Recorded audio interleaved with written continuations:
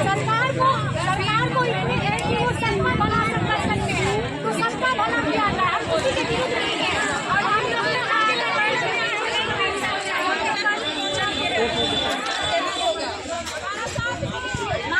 Shorts बना है, नहीं तो आप हमको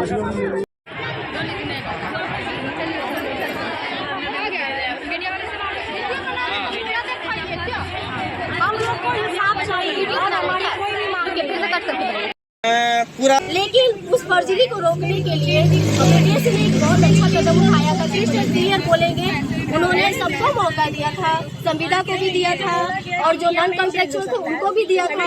बशर्ते इसमें उन्होंने अपनी बात को आगे रख करके बहुत ज्यादा उन्होंने उसको प्रायोरिटी दे दिया। और आप लोग अभी जो है बीडीएसी ऑफिस के पास में जो है आई हुई है, इतनी सारी एनएम बहने हैं। अब इनका दुखड़ा कौन सुनेगा? सरकार अगर देख रही है, सुन रही है, सुनेगी तो इस पर जरूर जो है कुछ न कुछ जो है इनको जस्टिस तो मिलना है। सरकार भी अब कहती है कि बिना एग्जाम का अब नियमित नियुक्ति नहीं होगा। बिल्कुल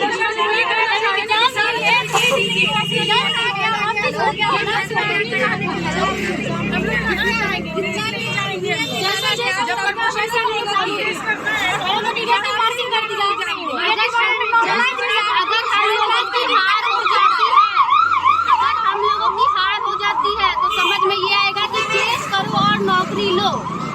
अब केस करो और नौकरी लो, यही बात साबित होती है।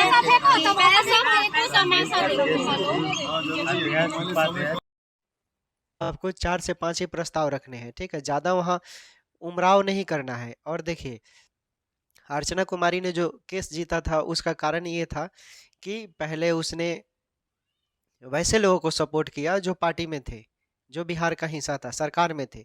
फिर उसके बाद उसने ऐसे लोगों का साथ लिया जो सरकार में नहीं थे, जो उसके खिलाफ थे। इस तरह उसने केस जीता।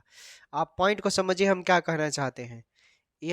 इस केस को अगर जीतना है आप लोगों को, तो एक ऐसे शख्स को पकड़ना पड़ेगा जिसको बिहार लेवल पे सत्ता में उसका हिस्सेदारी न हो, लेकिन विपक्ष में उसका दम गर्दा उड़ रहा हो अभी के हिसाब से। आप समझ गए होंगे मैं किसकी बात कर रहा हूँ। उस इंसान के पास अगर आप लोग जाते हैं तो कुछ ना कुछ होगा। सीबीटी क्वालिफाई थे, आपने जैसा बोला वैसा किया, लोग नहीं बात मान रहे, ठीक है, बहाली को रद्द कीजिए, ना किसी का होगा। नए सिरे से आप बहाली कीजिए, मार्क्स बेसिस से ही कीजिए, लेकिन नए सिरे से कीजिए। कोई उसमें अडिग फडिग न लड़ाए, कोई उसमें संशोधन न करे। जो पहले 2018 के नियमावली के तहत हो रहा है, बिहार से बाहर के जो राज्य भी हैं वहीं पर यही खेल है, तो उसका समर्थन देखते हुए आप भी उसका समर्थन कीजिए। मुद्दे की बात है, ये पॉइंट वाली बात है। अब कुछ लोग ये बोलेंगे कि बीपीएससी टीचर में क्या हुआ, बहुत बड़े संशोधन हुआ और उसमें नेगेटिव मार्किंग, तो क्या हुआ, कई तरह का संशोधन हुआ, फिर बिल पास हुआ और बहुत बड़े लेवल पर उसमें फर्जीवाड़ा भी हुआ। लेकिन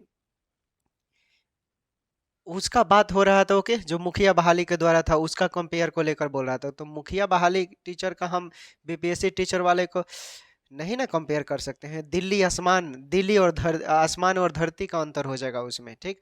तो वहाँ हमें नहीं जाना है, मुद्दे पर आना है। यहाँ मुद्दा आप लोग सीबीटी वालों की बात है, ठीक, जो 8,791 है, सारे प्रोसेस के तहत हुआ है और उसके लिए आप जो भी करेंगे बीटीएससी से करेंगे। बीटीएससी एकमात्र उपाय है, क्योंकि भारत का सुप्रीम कोर्ट सर्वे सर्वा है। भारत का जो सुप्रीम कोर्ट है वो सर्वे सर्वा है, उसके नियम को पलटने वाला कोई नहीं है। और सभी लोग साकेत हुए, प्रीति जी हो गए, प्रियंका जी हो गए, आप लोग इनसे कांटेक्ट कीजिए। ये लोग क्वालिफाई हैं और ये लोग नेतृत्व कर रहे हैं। याचिका भी यही लोग दर्ज करेंगे, एडवोकेट वगैरह जो भी है। और रही बात फंड की, तो फंड आप लोग का इतना ग्रुप है कि फंडिंग भी आप लोग करते हैं थोड़े थोड़े, तो उसके लिए नहीं सोचना, वो हो जाएगा।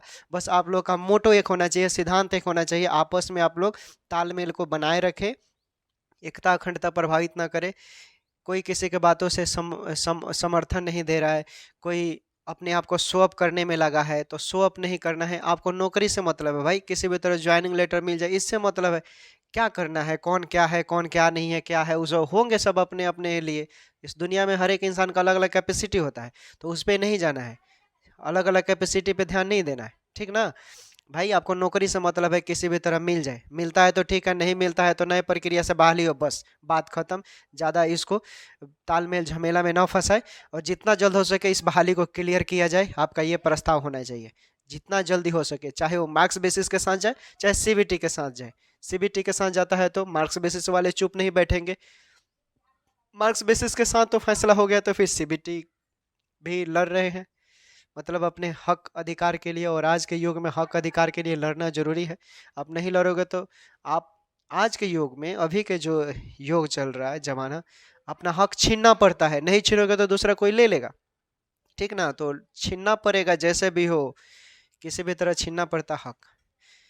पहले के ज़माने में राजा महाराजा लोग क्या करते थे, गद्दी के लिए किसी को सर काट देते थे, मार देते थे। लेकिन वहाँ यहाँ पर नहीं वो सब है, यहाँ पर थोड़ा सिस्टम से है।